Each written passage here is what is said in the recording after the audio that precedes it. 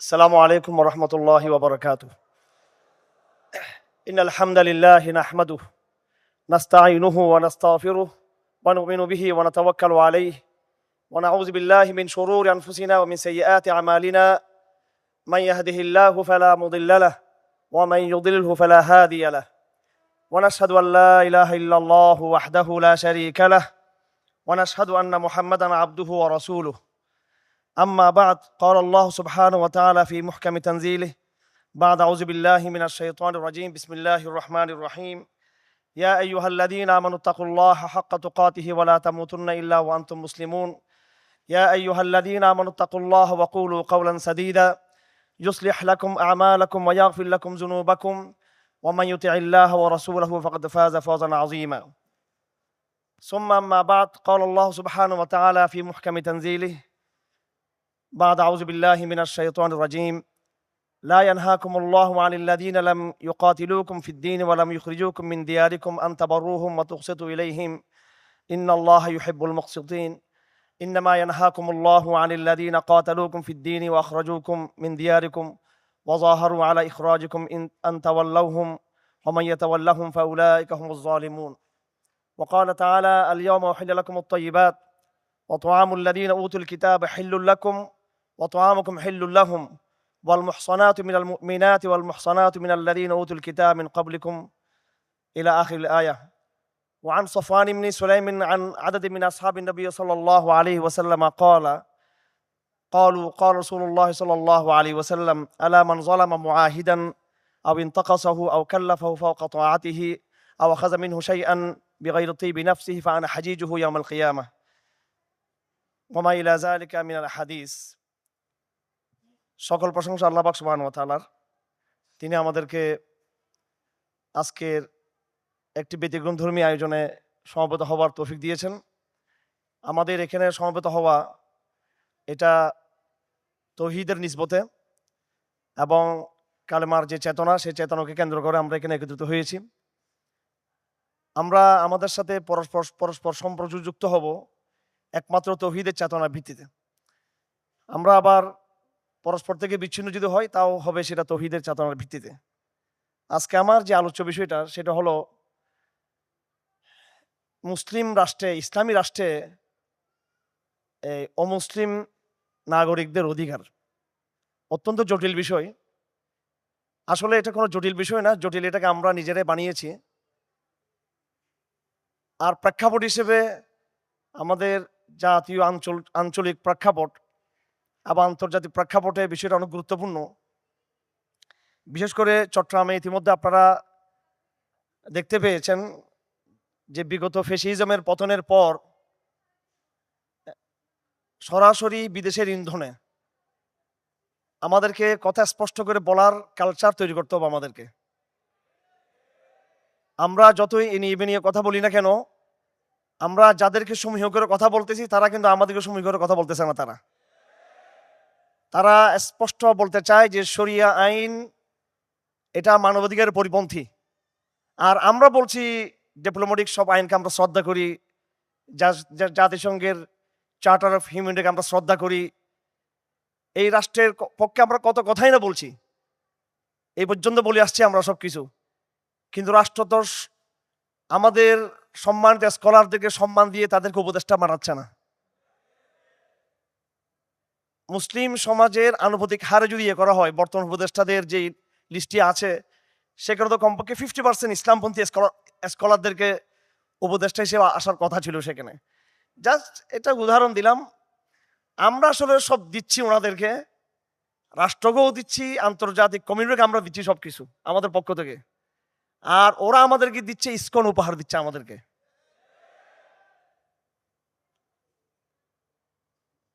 এখন চট্টগ্রাম থেকে এই সমস্যার নতুন করে উদ্ভব হয়েছে এবং এই উপসর্গটা দেখা যাচ্ছে। আর ঘটনাচক্রে আমার বিষয়বস্তু ওটা পড়ছে,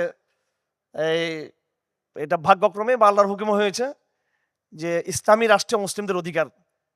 আজকে আসলে আমার যদি সুযোগ থাকতো এখানে প্রচারণা চালানোর জন্য, আমি অসুস্থ ছিলাম, ব্যস্ততা ছিল আমার অনেক বেশি, আমি হিন্দুদেরকে ব্যাপকভাবে এটাতে আসার জন্য ওয়েলকাম করতাম, হিন্দু কমিউনিটিকে।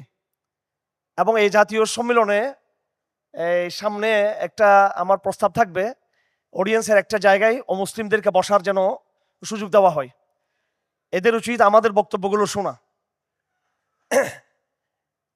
তো আমি বিশেষ করে, যদি আপনারা তৌহিদবাদী অডিয়েন্স, কিন্তু আমার এই কথাগুলোর একটা বড় সম্বোধিত অংশ থাকবে যারা আমাদের দেশের যারা সংখ্যালঘু সম্প্রদায় তারা। আমার ভাইরা, আমি কথা দীর্ঘায়িত না করে আমি মূল আলাপে চলে যেতে চাই।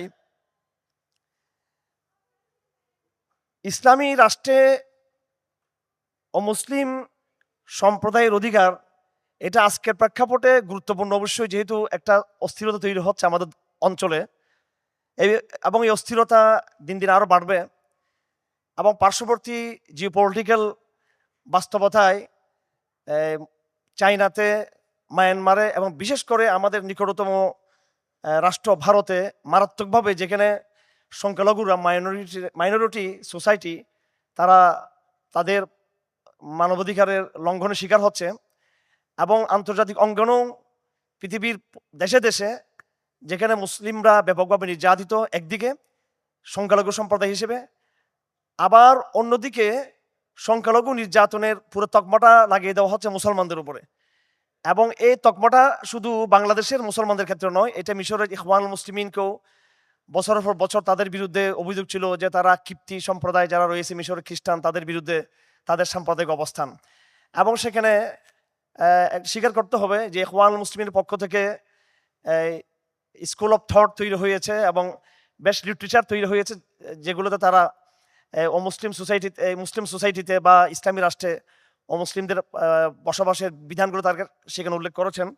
বড় বড় স্কলাররা সেখানে কিতাব লিখেছেন। একদম শুরু করেছেন মোহাম্মদ কুতুব। তিনি ভ্রান্তির বেড়াজাল ইসলাম এই বইটাতে পাশ্চাত্যের পক্ষ থেকে যে সমস্ত বিষয় আমাদের বিরুদ্ধে এলিগেশন হিসেবে দাঁড় করানো হয়, বুদ্ধিভিত্তিক অভিযোগ হিসেবে, তার মধ্যে একটি বিষয় হলো যে ইসলামী রাষ্ট্রে অমুসলিম নাগরিকদের সুরক্ষার কোনো বিধান নাই। তিনি তার এই বইয়ের মধ্যে সংক্ষিপ্তভাবে তিনি এই অভিযোগের জবাব দিয়েছেন এবং সেখানে আরও প্রায় 20-30টা 40টা অভিযোগের জবাব তিনি দিয়েছেন। এটা একটা মৌলিক একটা গ্রন্থ। আজকে যদি আমাদের বিরুদ্ধে অভিযোগ দেওয়া হয়, কিন্তু আমরা যদি ইতিহাসের দিকে তাকাই, আমাদের 1500 বছরের সমৃদ্ধ ইতিহাস রয়েছে। তার মধ্যে আমরা 200 বছর ইতিহাস বাদ দিলাম বিভিন্ন অরাজকতার মধ্য দিয়ে। তো 1200 বছরের, 12.5 বছরের বা 1300 বছরের কাছাকাছি আমাদের যে রাজনৈতিক ইতিহাস, খেলাফতে রাশাদার, খেলাফতে বনু উমাইয়ার, বনু আব্বাসিয়ার এবং উসমানী সাম্রাজ্যের যে ইতিহাস, সেখানে আমরা এই বিশ্বকে নেতৃত্ব দিয়েছি প্রায় 1000 বছরের চেয়ে বেশি সময় ধরে। যেই আন্তর্জাতিক এই অর্ডার আমরা যেটার নেতৃত্ব আমরা দিয়েছি মুসলমানরা, প্রায় 1000 বছর চেয়ে বেশি সময়, এই সময়টাতে ব্যাপকভাবে 1500 বছর, এটা মানব সভ্যতার একটা উল্লেখযোগ্য সময়। এই উল্লেখযোগ্য সময়ে ব্যাপকভাবে ইসলামী খেলাফতের আন্ডারে অমুসলিমরা বসবাস করত। সুতরাং যাদের 1000 বছরের চেয়েও অধিক সময়ের একটা ঐতিহ্য এবং ইতিহাস রয়েছে, যে ইসলামের ফরম্যাটে, ইসলামী রাষ্ট্র ব্যবস্থার আন্ডারে অমুসলিমদের কীভাবে অধিকার দেওয়া হয়, এমন একটি সভ্য জাতিকে নতুন করে এই সংখ্যালঘুদের অধিকার শিক্ষা দেওয়াটা হচ্ছে একটা বোকামি, ভণ্ডামি আর শয়তানি ছাড়া কিছু না। এটা জাতিসংঘের চার্টার অফ হিউম্যানিটি, এটা শিশু, বাচ্চা, কিশোর, তার 100 বছর তার পূর্ণতা হয় নাই। সে আমাকে কি শিক্ষা দিবা আমাদেরকে? আমরা তো 1200 বছর এই পুরো মানব জাতিকে আমরা শিক্ষা দিয়েছি কিভাবে নারী অধিকার প্রতিষ্ঠিত হয়, শ্রমিকের অধিকার প্রতিষ্ঠিত হয়, মুসলিমদের অধিকার কিভাবে প্রতিষ্ঠা হয়, এবং সেখানে উল্লেখযোগ্যভাবে মাইনরিটি যারা সংখ্যালঘু তাদের অধিকার কিভাবে দেওয়া হয়, সেটা তো আমরা ইতিহাস সৃষ্টি করেছি, আমরা রাজনৈতিক ইতিহাস আমরা সৃষ্টি করেছি এবং লিটারেচার তৈরি হয়েছে আমাদের। এগুলো আমাদের এই দেশের মূর্খ বুদ্ধিজীবীরা জানে না। তারা কোথায় কোথায় ফুকুমিয়ার বইয়ের রেফারেন্স দিবে, তারা কান্টের বইয়ের রেফারেন্স দিবে, তারা কালমার্ক্সের বইয়ের রেফারেন্স দিবে, তারা বিভিন্ন ইউরোপীয় রেনেসার দার্শনিকদের রেফারেন্স দিবে, স্কলাস্টিকদের যারা রেনেসার সময় বা রেনেসাপুর মধ্যযুগের যে সমস্ত বুদ্ধিজীবীরা ছিল তাদের বই দিবে, রেফারেন্স দিবে, বা বর্তমান সময়ে যারা লেখক। কিন্তু তারা কি জানে যে ইসলামের ইতিহাসে মাইনরিটিদের জন্য মৌলিক একটা গ্রন্থ আছে, আহকাম আহলি জিম্মা, ইবনুল কাইয়িম আল জাওজিয়্যিহ রাহমাতুল্লাহ আলাইহি। আর আমরা যারা মুসলমান, আমরাও ইবনুল কাইয়িম জাওজিকে বিচার করি খণ্ডিতভাবে। ওনাকে আমরা চিনি উনি জাদুল মাহাত লিখেছেন, উনি আরো অন্যান্য কিতাব লিখেছেন সিরতের কারণে, ফিকহের কারণে, হাদিসের কারণে চিনি। কিন্তু উনি ইসলামী রাষ্ট্র ব্যবস্থার উপরে, ইসলামী রাষ্ট্র ব্যবস্থার একটা ছোট্ট চ্যাপ্টার হলো যে সংখ্যালঘুদের অধিকার কিভাবে ইসলাম এটাকে ফাংশন করে, এটার উপর 3 খণ্ডের কিতাব। এক একটা খণ্ড প্রায় 1000 পৃষ্ঠার সমান, এক একটা খণ্ড 1000 পৃষ্ঠার বেশি প্লাস কাছাকাছি। তো এইরকম একটি কিতাব, সমৃদ্ধ কিতাব তিনি লিখেছেন। এবং ইসলামী রাজনীতির যে কিতাবগুলো রয়েছে, রাষ্ট্রবিজ্ঞানী ইবনে খলদুন, সমাজবিজ্ঞানী ইবনে খলদুনের মোকদ্দমা দেখুন, তার বই পড়ুন, মাওয়ার্দির বইগুলো পড়ুন, এবং ইবনে তাইমিয়ার বইগুলো পড়ুন। আমি এবার যখন কারাগারে ঢুকলাম, ঢুকে প্রথম আমার হাতে যে বইটা এসছে সেটা হলো আসিয়াসাতুল ইসলামিয়া, ইবনে তাইমিয়া রহমতুল্লাহ আলাইহির কিতাব। এরপর আমি তখন আমার মধ্যে একটা ধারণা জাগলো যে আমি ইসলামী রাষ্ট্রবিজ্ঞানে আরো পড়াশোনা করব। যেহেতু সময় সেখানে যথেষ্ট ফ্রি সময় ছিল, তখন মাওয়ার্দির বই যেটা আমার টেবিলে ছিল আমার বাসায়, সেটা আমি খবর দিয়ে আবার বইটা আমি ঢুকালাম কারাগারে। তো এটা একটা তাত্ত্বিকভাবে প্রতিষ্ঠিত মূলনীতিগুলো, এই বিষয়গুলো, এবং সেটা ইমপ্লিমেন্টের জায়গায়, অ্যাকশনের জায়গায় সেটা বাস্তবায়িত। অর্থাৎ মাইনরিটি ফাংশন ইসলাম কিভাবে করে, মাইনরিটির ক্ষেত্রে, সংখ্যালঘুদের ক্ষেত্রে ইসলামের কি বক্তব্য, সেটা থিওরি অ্যান্ড প্র্যাকটিস। থিওরি আমাদের সমৃদ্ধ, আহকাম আহলে জিম্মা আছে ইবনে কাইয়িম আল জাওজিয়ার, মাওয়ার্দির আহকাম সুলতানি আছে, শাহ ওলি রহমতুল্লাহ কিতাব ইজারাতুল খাফান খালাফাতুল খুলাফা আছে। এবং আরো পিছনে গেলে আপনারা সবাই নাম শুনেছেন মুহাম্মদ ইবনে হাসান আশ-শাইবানী রাহিমাহুল্লাহ তাআলা, যিনি হানাফি মাযহাবের একজন বহুত বড় সম্পাদক ছিলেন এবং সবচেয়ে লিখিত কিতাব তার। ওনার কিতাবগুলোর মধ্যে, যদি ওনাকে আমরা একজন ফকি হিসেবে জানি, ফকি মানে কি, ফেকা মানে কি, যিনি ইসলামে আইনবিদ, দেখুন ওনার কিতাব আসিয়ারুল কবির, আসিয়ারুস সগীর, রাষ্ট্রবিজ্ঞান সম্পর্কে ওনার কিতাবগুলো, এবং সেটাকে ব্যাখ্যা করেছেন আল্লামা সারাকসি রহমতুল্লাহ আলাইহি। আমার টেবিলে এখন আছে কিতাবগুলো। ইসলামের ইতিহাস সমৃদ্ধ একটা ইতিহাস, থিওরিগতভাবে এবং প্র্যাকটিসগতভাবে। তো আমি এই রাষ্ট্রকে প্রস্তাব করব, এই রাষ্ট্র যদি সত্যিকার পুনর্গঠন চায়, এবং যারা নিজেদেরকে মনে করছে ফেসিবাদের পরে এই জাতিকে নতুন কিছু উপহার দিতে চায়, তাদেরকে অবশ্যই ইসলামের কমপক্ষে 1000 থেকে 1200 বছর ইতিহাস তাদেরকে গবেষণা করতে হবে, তাদের পড়তে হবে, তাদেরকে এটা সিলেবাস অন্তর্ভুক্ত করতে হবে এদেরকে। এগুলো ছাড়া কিসের সংবিধান রচনা করবেন আপনারা?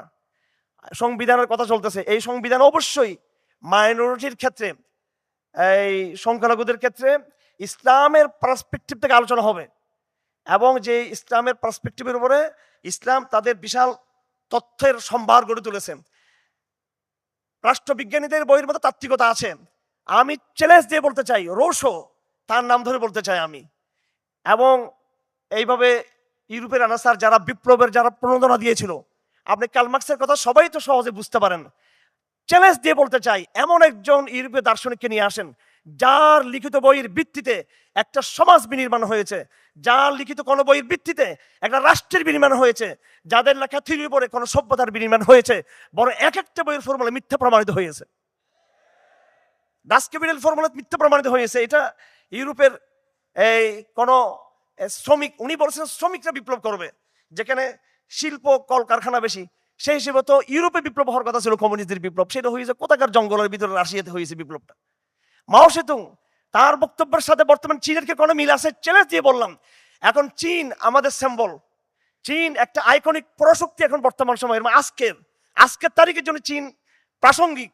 আসুন আপনি বর্তমান বিদ্যমান চীনকে সামনে রাখুন আর মাও সেতুংয়ের ফর্মুলাকে সামনে রাখুন, কোনো মিল আছে? আমার ভাইরা, শিক্ষিত ভাইরা বলুন, আপনারা গবেষণা করে বলুন, চিন্তা করে বলুন।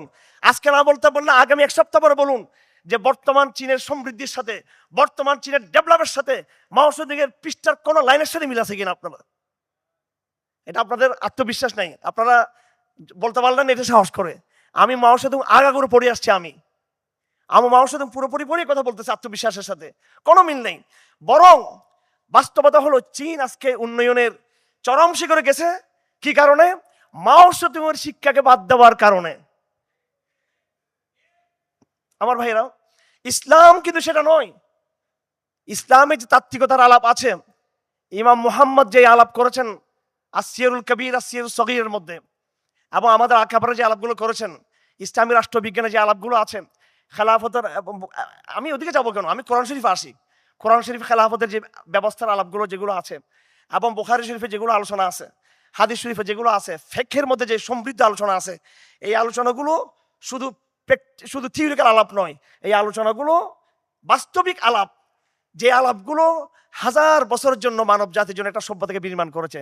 সুতরাং আমি অত্যন্ত দৃঢ়তার সাথে বলতে চাই, আমি অত্যন্ত সচেতনভাবে বলতে চাই, আমি পড়াশোনার জায়গা থেকে বলতে চাই যে সংখ্যালঘুদের ক্ষেত্রে ইসলাম একটা পারফেক্ট নেরেটিভ দিয়েছে। আলহামদুলিল্লাহ, ইসলাম বিস্তারিত সংবিধান দিয়েছে, ইসলাম এক্ষেত্রে বিস্তারিত ডিটেলস কাঠামো আমাদেরকে দিয়েছে, এবং সেটা শুধু তাত্ত্বিক নয়, আমি আবার বলছি সেটা প্রায়োগিক, সেটা অলসো সেটা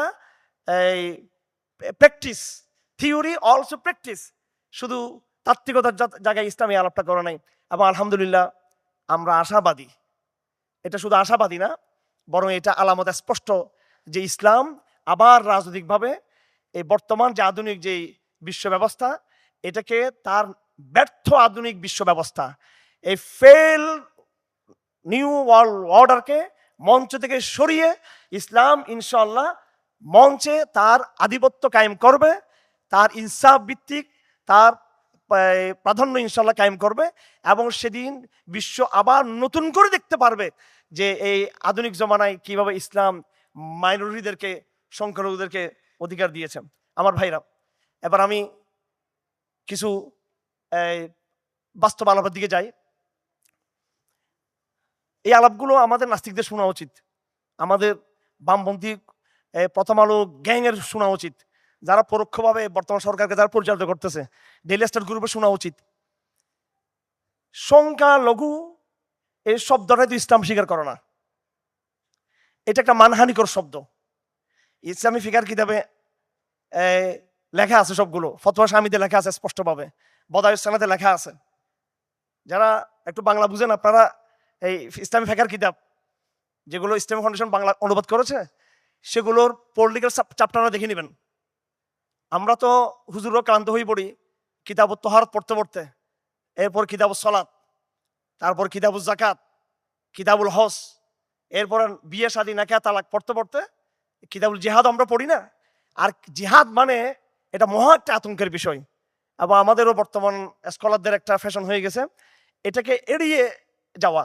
জিহাদ মানে এটা শান্তির একটা সোপান, এটা শান্তি, বিশ্ব শান্তি প্রতিষ্ঠা করার, এবং জিহাদের আলাপের মধ্যে কূটনীতির আলাপটা আসছে, জিহাদের আলাপের মধ্যে, এবং এটাকে বলে কিতাব আসিয়ার বলা হয় এটাকে, সিয়ারের আলাপের মধ্যে সেখানে বিস্তারিত বিধান আসছে। ওখানে গিয়ে দারুল ইসলামের কথা আসছে, দারুল হারবের কথা আসছে। এটা ইসলামের একটা মৌলিক কনসেপ্ট, দারুল ইসলাম ও দারুল হারব। আসুন আমরা এখন টার্মের দিকে যদি আমরা যদি যাই, ইসলাম কিভাবে সংখ্যালঘুদেরকে মূল্যায়ন করে। ইসলামে সংখ্যালঘু নামে কোনো কনসেপ্ট ইসলামে নেই। ইসলামে যেটা আছে সেটা হলো এই ইসলামী দেশে, ইসলামে দাওলা বলে কোনো শব্দ নাই, ইসলামে যেটা দারুল ইসলাম, যেখানে ইসলাম এই রাজনৈতিকভাবে তার তামকিন অর্জন আছে, রাজনৈতিকভাবে তার সক্ষমতা আছে। এই জায়গায় যারা থাকবে মানুষেরা, মানুষ, আমি নাগরিক বলতেছি না, এই মানুষগুলোর মধ্যে যারা তৌহিদবাদী হবে তারা হবে আল মুসলিমুন, তারা অবশ্যই ইসলামী রাষ্ট্রের তারা নাগরিক, তারা দারুল ইসলামের নাগরিক। আচ্ছা, যারা ইসলাম গ্রহণ করে নাই, যারা অমুসলিম, যারা খ্রিস্টান, ইহুদি, এইভাবে অন্য ধর্মের মতাবলম্বী, তারা কি নাগরিক কিনা রাষ্ট্রের? আমাদেরকে এখন সেগুলো বোঝানোর চেষ্টা করে শরিয়া বলা যাবে না, কারণ শরিয়া বললে এটা মুসলমানদের মধ্যে সীমাবদ্ধ হয়ে যাচ্ছে, এটা হচ্ছে বুদ্ধিজীবীদের একটা মূর্খতা। শরিয়া বললে এটা মুসলমানদের মধ্যে সীমাবদ্ধ হচ্ছে না, শরিয়া বললে শরিয়ার বিভিন্ন স্তর আছে, আমি আলাপগুলোতে আসতেছি একটু পরে। শরিয়া বললে সেখানে অমুসলিমদের নিরাপত্তার একটা গ্যারান্টি তৈরি হচ্ছে। সেখানে কিভাবে মুসলিমদেরকে শরিয়া তার আইন অনুযায়ী তাদেরকে ফাংশন করবে, তাদের ইমাম থাকবে যিনি তাদেরকে নামাজের ইমামতি করবেন, এবং ফৌজদারি বিধানগুলো প্রয়োগ করবেন তাদের বিরুদ্ধে, তারা যদি কেউ অপরাধ করে থাকে। জিহাদের কাফালা গেলে তাদের নেতৃত্ব দিবেন, মুসলমানদের কাছ থেকে জাকাত উত্তোলন করে তাদের মধ্যে বন্টন করবেন, দারিদ্র্য বিমোচন করবেন। শর্টকাট খেলাফতের সংজ্ঞা হলো হিয়ার রিয়াসাতুল আম্মা লিতাসাদ্দি লিউমুর দ্বীন ওয়াদ দুনিয়া। খেলাফত হলো একটা ব্যাপক রাজনৈতিক নেতৃত্ব, যেটা নাগরিকদের, মুসলমানদের দিন এবং দুনিয়ার সমস্ত বিষয়গুলো তারা ফাংশন করবে।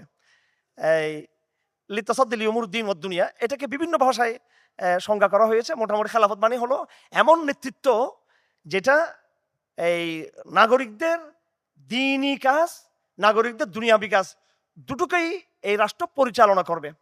এখন যিনি মুসলমান, তাকে রাষ্ট্র ফাংশন করবে কিভাবে? রাষ্ট্র তাকে ফাংশন করবে এই একদম ইমানের ভিত্তিতে, ইবাদতের ভিত্তিতে।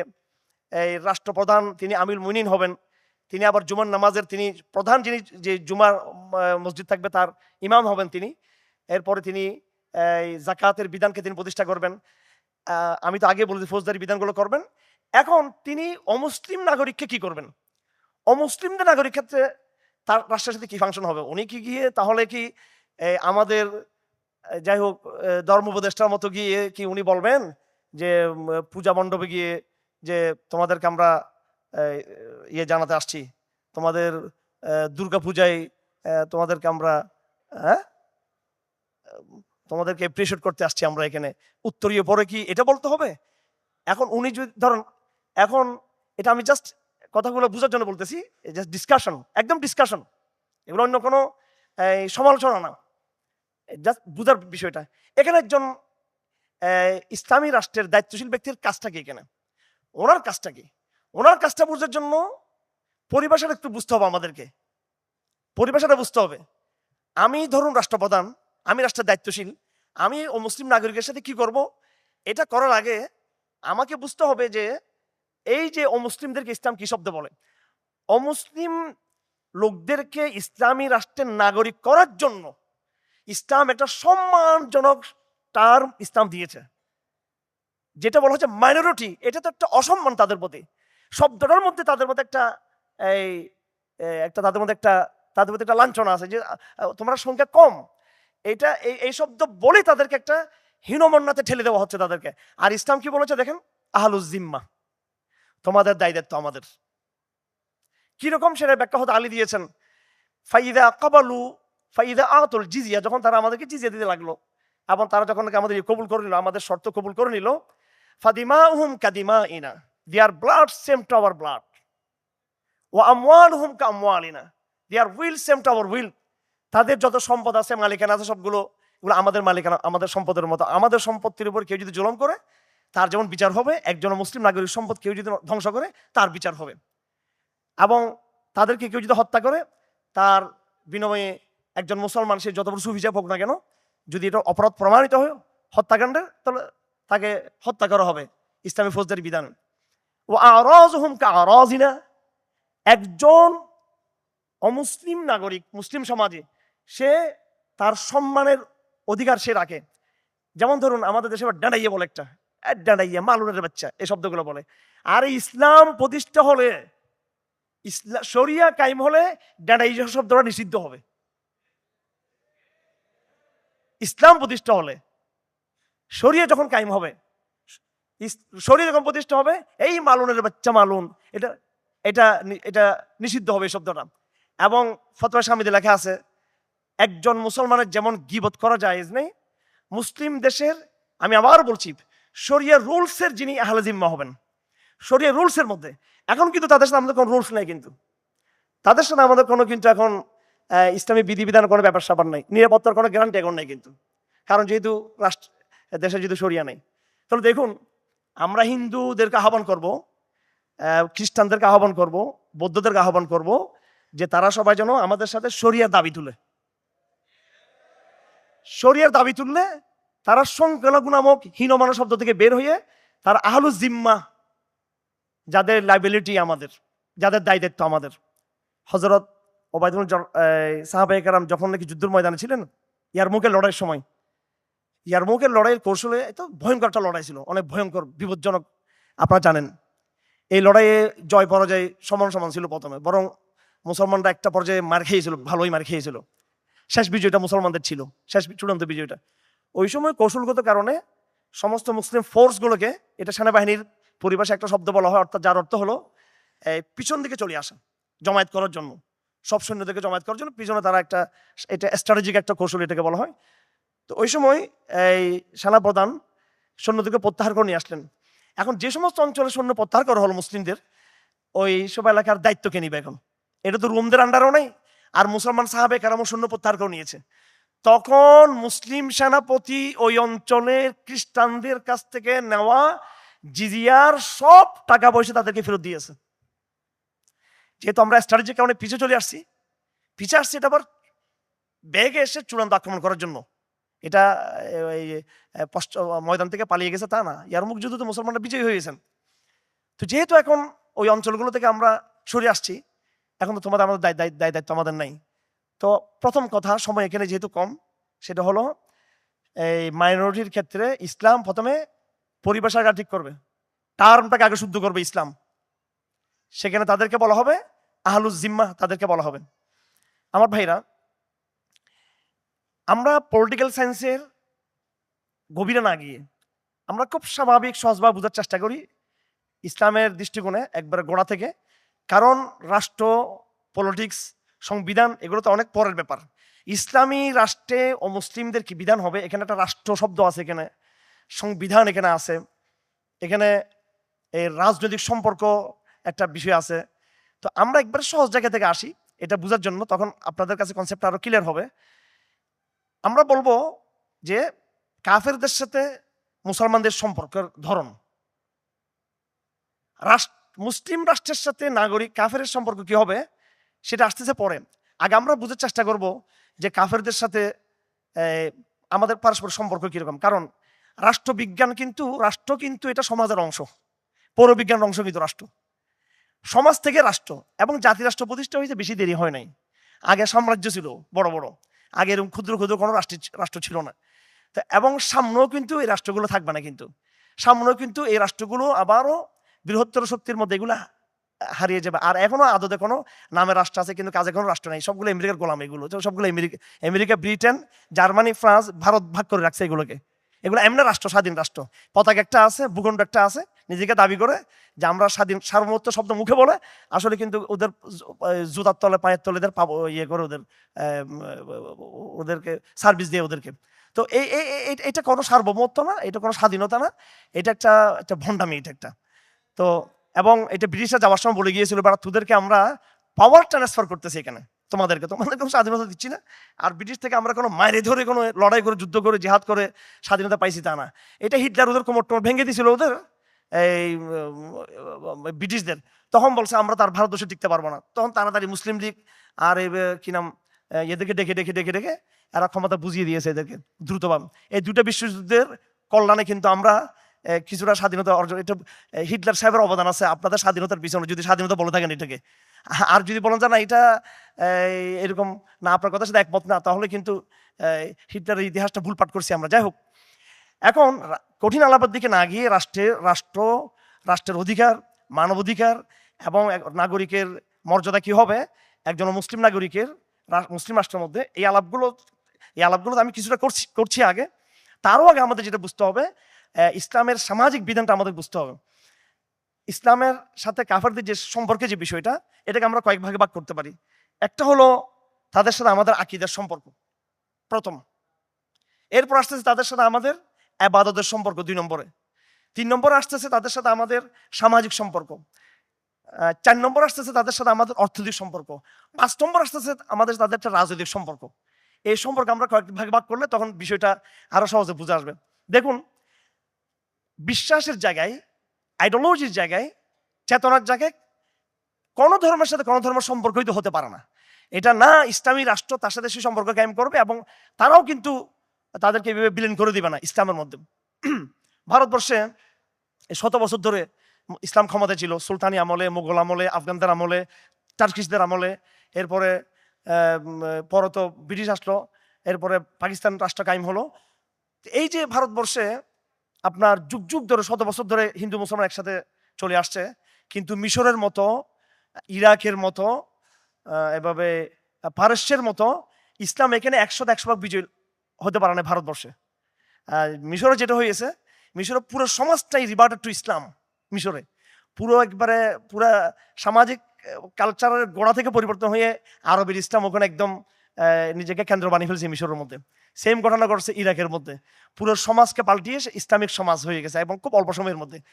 সেম ঘটনা পারস্যে ইরানিদেরকেও মোটামুটি যথেষ্ট ইসলাম প্রভাবিত করতে পেরেছে। যেভাবে যে ঘটনাগুলো ইরানে ঘটেছে, যে ঘটনাগুলো ইরাকে ঘটেছে, যে ঘটনাটা মিশরে হয়েছে, যে ঘটনাটা আফ্রিকাতে হয়েছে, ওই ব্যাপারটা কিন্তু ভারতবর্ষে হয় নাই। ভারতবর্ষে হোল সোসাইটি, হিন্দু সোসাইটি, এরা কিন্তু একবার সামাজিক গোড়া থেকে মুসলিম হয়ে যায়নি, একটা অংশ তারা ইসলাম গ্রহণ করছে, আর বাকিটুকু জেহাদের মাধ্যমে, কিছু ব্যবসার মাধ্যমে, কিছু সুফিদের আগমনে ইসলাম এখানে ফাংশন করতে হয়েছে। ভারতবর্ষে এই জন্য ইসলাম গোড়া থেকে দুর্বল। যাই হোক, তো এখানে পরস্পরকে পরস্পর প্রভাবিত আমরা করতে পারি নাই। কেউ কেউ আকিদা গ্রহণ করে নাই।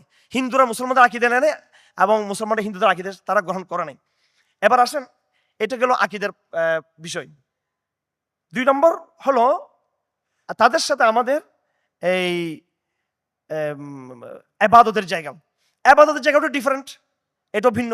তাদের ইবাদত আমাদের ইবাদত ভিন্ন, এটা আমরা সহজে বুঝতেছি। আমরা কোনোভাবে সেখানে সমাধান কোনো ইয়ে নেই। 3 নম্বর যে বিষয়টা, সামাজিক সম্পর্ক। সামাজিক সম্পর্কের ক্ষেত্রে প্রথম আসতেছে বিয়ে শাদীর বিষয়। তাদের সাথে আমাদের বিয়ে শাদী হবে কিনা, এক্ষেত্রে ইসলাম একটু ছাড় দিয়েছে এখানে। সেটা কি, যারা আহলে কিতাব, প্রকৃত আহলে কিতাব, যারা একদম রিয়েল আহলে কিতাব, যারা, তাদের সাথে আমাদের বিয়ে যায়। ছেলে ওদের মেয়েকে বিয়ে করতে পারবে, আবার ওদের কোনো ছেলে আমাদের মেয়েকে বিয়ে করতে পারবে না। তো এইভাবে দুগ্ধপুষ্য বা দুধের সম্পর্ক, তালাকের সম্পর্ক, বৈবাহিক সম্পর্ক, এটা আংশিক খণ্ডিত জায়গায় এলাও ইসলাম করেছে। তার মানে ইসলাম এখানে একটু সফট হয়ে গেছে এখানে আসি সামাজিক জায়গাটার ক্ষেত্রে। কিন্তু অন্য মুশরিকদের সাথে বৈবাহিক সম্পর্ক হতে পারবে না। সামাজিক আরো কিছু জায়গা আছে, যেমন নাকি বাহ্যিক আচার আচরণ, খাবার দাবার খাওয়া, তাদের জবাইকৃত বস্তু খেতে পারবে কিনা, এই জায়গার মধ্যে ইসলাম একটু সফট হয়ে গেছে আহলে কিতাবদের ক্ষেত্রে, যে তারা যেগুলো জবাই করবে বিসমিল্লাহ বলে আমরা সেগুলো খেতে পারবো। কিন্তু মুশরিকদের ক্ষেত্রে সেটা আবার না। তো মোটামুটি এখানে ও মুসলিমদের একটা অংশকে ইসলাম সামাজিক বন্ধনও কিন্তু জুড়িয়ে ফেলতেছে এখানে। তবে এখানে খেয়াল, ভেরি কেয়ারফুল, এখানে কিন্তু খ্রিস্টানদের বলতে যারা একবার রিয়েল খ্রিস্টান, বর্তমান জমানায় কিন্তু খ্রিস্টান নাই, কিন্তু এগুলো হচ্ছে প্রটেস্ট্যান্ট মুরতাদ এগুলো। হ্যাঁ, বর্তমান জমানায় আছে। বর্তমান জমানায় দুর্ভাগ্য, প্রটেস্ট্যান্ট খ্রিস্টান, প্রটেস্ট্যান্ট হিন্দু, এই ইসকন হচ্ছে এগুলো হচ্ছে প্রটেস্ট্যান্ট হিন্দু। আর আমাদের যেগুলো শাহবাগী মুসলমান, এগুলো হচ্ছে প্রটেস্ট্যান্ট মুসলমান। এটা প্রটেস্ট্যান্টদের জামানা চলতেছে এখন। যাই হোক, এটা আমার কথাগুলো জানি না আপনার কেউ কত নিতে পারতেছেন বিষয়গুলো, শব্দগুলো কিন্তু লাগবে এগুলো শাহবাগীদেরকে একটু ইয়ে দেওয়ার জন্য। আচ্ছা, এরপর আসতেছে তাদের সাথে আমাদের আর্থিক সম্পর্ক।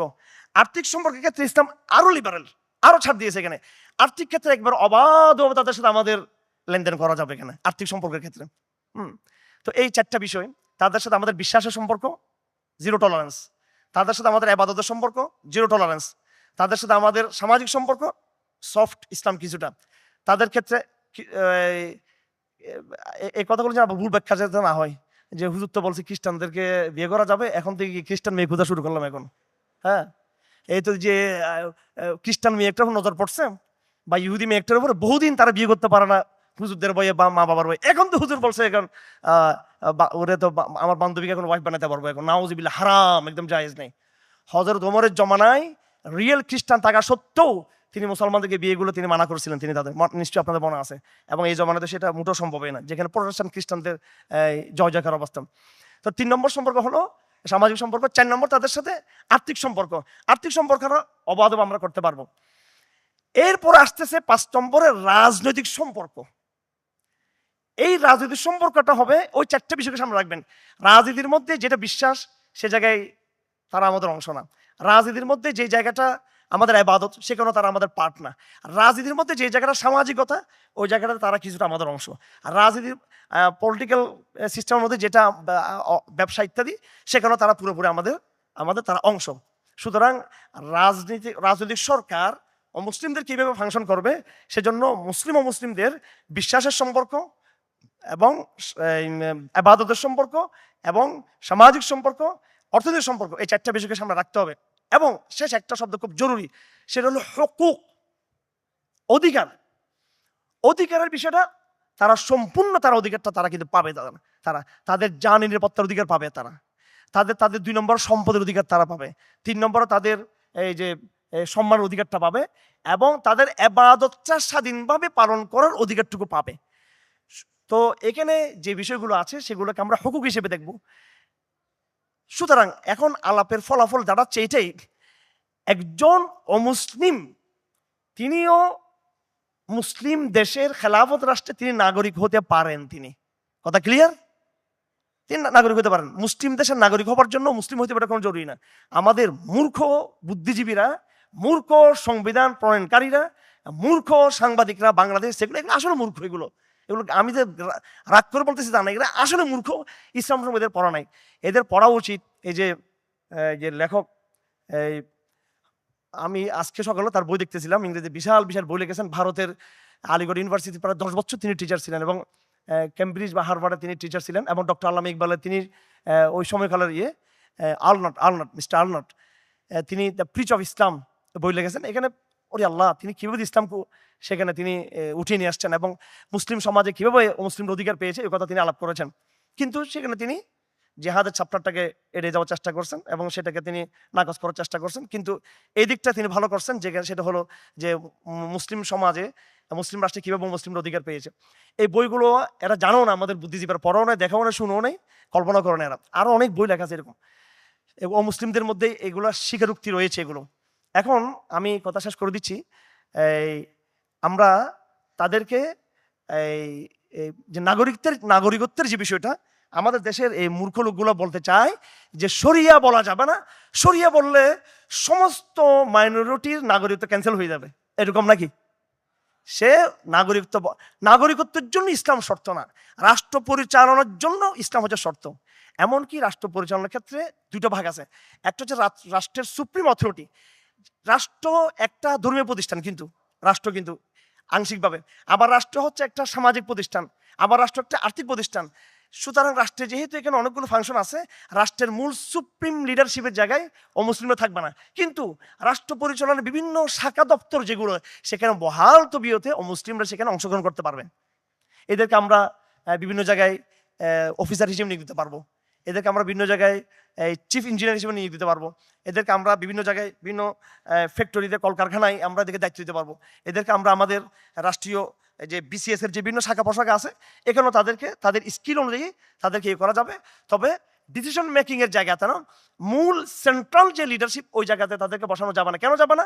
এই না যাওয়াটা তাদের অধিকার ক্ষুণ্ণ না, এটা হচ্ছে একটা সিস্টেমের বিষয়। কারণ ইসলামী রাষ্ট্র একটা টোটাল ধর্মীয় আবহের মধ্যে চলে। আমি কি আমার মসজিদের মধ্যে একটা হিন্দুকে নিয়ে আসতে পারবো? আমি কি ডক্টর অ্যাসোসিয়েশনকে একজন ইঞ্জিনিয়ারকে ঢুকে দিব? ইঞ্জিনিয়ার অ্যাসোসিয়েশনে আমি একজন ডক্টরকে ঢুকাবো? এটা যেহেতু রাষ্ট্রের সুরে যেটা থাকবে, আল হাল্ল বল আকদর থাকবে, সুপ্রিম যে লিডারশিপ, এটা একটা প্রতিষ্ঠান, এবং এটা একটা কোরআন দ্বারা পরিচালিত একটা প্রতিষ্ঠান। এটা একটা বিশ্বাসায়িত একটা ব্যাপার। এখানে কেন একজন হিন্দু ইন করবে? এখানে এটা একটা সিস্টেমের ব্যাপার। এটা এই নাগরিকের মর্যাদাহানির বিষয় এটা না। যেমন কি মেয়েদেরকে বলা হয়েছে তোমরা ঘরে থাকো, এটা সিস্টেম, এটা তার দায়িত্ব বন্টন, কর্মবন্টন অংশ হিসেবে। এটা এমন না যে মেয়েদেরকে আমরা লাঞ্ছিত করছি, বোরকার মধ্যে রেখে পর্দা রেখে, সেরকম না। মেয়েদের যেমন কি ঘরে বাইরে হওয়ার ক্ষেত্রে যেমন সীমাবদ্ধতা আছে, ঠিক হিন্দু ও মুসলিমদের মুসলিম রাষ্ট্রের দায়িত্ব আদায় করার ক্ষেত্রে তাদের যে সীমাবদ্ধতা, এটা আমাদের সিস্টেমের ব্যাপার। কারণ মুসলিম অথরিটি পলিসি ডিসিশন মেকার, তারা জাকাতের বিধান চালু করবে, জিহাদের বিধান এবং ইসলামের ফৌজদারি বিধান। তাহলে কি ইসলামী একজন অমুসলিম সে ফৌজদারি জজ হয়ে কি সে কোরআন দেখে কেন ফয়সালা করবে সেখানে? এটা সিস্টেমের বিষয়, এটা আমাদের নিজস্ব কমিউনিটির বিষয়, এটা মুসলমানদের বিষয়। তো এখানে প্রশ্ন আসতে পারে, তাহলে তারা তাদের অধিকারটুকু নিবে কেমনে? তাদের অধিকারটুকু ইসলামের ফরম্যাটের মধ্যে দেওয়া আছে। সেটা খলিফাতুল মুসলিমিনে বলবে যে তোমাদেরকে আমরা আর্থিক অধিকার দিয়েছি, আমরা তোমাদেরকে মাল সম্মান অধিকার দিয়েছি। হ্যাঁ, তোমার কেউ যদি সম্পদের হানি করে, বিচার আসবে সেটা, আবার ইসলামী ফৌজদারি আদালতে সেটা বিচার হবে, সেটা সম্মানভাবে বিচার হবে। সেটা এইভাবে তাদের যে ধর্মীয় স্বাধীনতা সেটা থাকবে। তবে সেটা পরিষ্কার এমন না যেগুলো এরা যে শোডাউন করে পরিষ্কার। আমি আজকেও সকালে কিতাবে দেখেছি, মুসলিম রাষ্ট্রে কোনো রকমের কুফরের শোডাউন করার অনুমতি নাই, কিন্তু অনুমতি নেই। হ্যাঁ, আর এখন তো শোডাউন, এখন তো ডাইরেক্ট ধমক দিচ্ছে এখন। যাই হোক, তো আমাদের এখন যে সংগ্রামটা হবে সেটা হলো কেন শরিয়া প্রতিষ্ঠা করলে এই অমুসলিমদের নিরাপত্তা রয়েছে, এই কথাগুলো আমাদেরকে বোঝাতে হবে। আমাদের একটু ওইদিকে পড়াশোনা আমাদের বাড়াতে হবে। আল্লাহ পাক সুবহানাহু ওয়া তাআলা আমাদের তৌফিক দান করুন। ইনশাআল্লাহ বাকি আলাপগুলো আগামী ইয়েতে হবে। এই সময়ের এই ক্রাইসিসে আল্লাহ পাক সুবহানাহু ওয়া তাআলা যেন আমাদেরকে ইসলামের চেতনা উদ্বুদ্ধ হয়ে আত্মবিশ্বাসের সাথে যেন আমরা কাজ করতে পারি। ইসলাম ইজ সলিউশন, শরিয়া ইজ সলিউশন। আমার শেষ কথা, শরিয়া হচ্ছে সমাধান, ঠিক কিনা? সমাধান কি? সমাধান কি? সমাধান কি? শরিয়া। এটা কি আবেগের কথা নাকি এটা আমাদের ইতিহাস? এটা আমাদের ইতিহাস। আসসালামু আলাইকুম ওয়া রাহমাতুল্লাহি ওয়া বারাকাতুহু।